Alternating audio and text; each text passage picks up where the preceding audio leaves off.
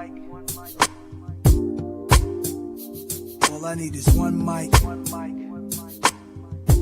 When the subject of funerals and dying came up, my father always said, just bury me out in the backyard, that spot over there between the garden and the chicken house. None of that expense and fuss. I can make a good, tight wooden casket.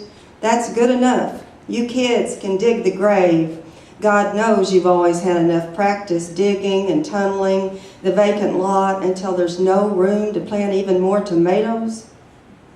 My mother always burst into tears when he'd say that. I felt a little uncomfortable, and I would go into a lecture about how there were city codes about that sort of thing.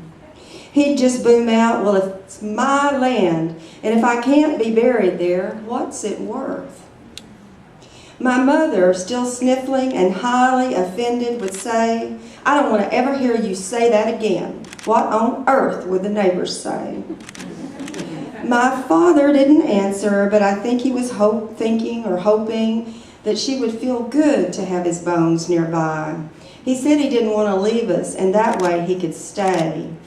I thought then that he was just being theatrical, always liking to get a rise out of my mother. But I know now how he felt. I don't know really what he felt about the afterlife or what he believed exactly. Whenever I asked him, he would mumble something about purgatory. I didn't know what that word meant, and he looked so frightened when he said it, I went to the dictionary and looked it up. He told me other things. He didn't mind the idea of dying. He could make peace with that. It was the thought of being closed up in the coffin. He was claustrophobic, and he was afraid he would feel the earth smothering him. I told him, no, you don't feel anything in the grave, Daddy.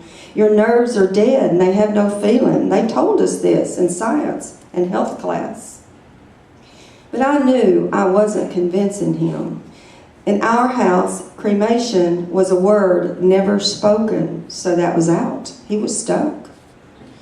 And when they lowered the casket into the ground and threw the first bit of dirt in, I felt myself shudder. What if he's right? And he's feeling the smother right now. I looked up into the sky. I saw a hawk flying low in a sort of slow motion, not looking predatory, only looking. We had to take my sister back home to the brush country, more than 500 miles away, and all the way down there and all the way back. Every time I'd look out the car window, I'd see the hawk on up ahead or just a little behind. I began to breathe a little easier. Thank you.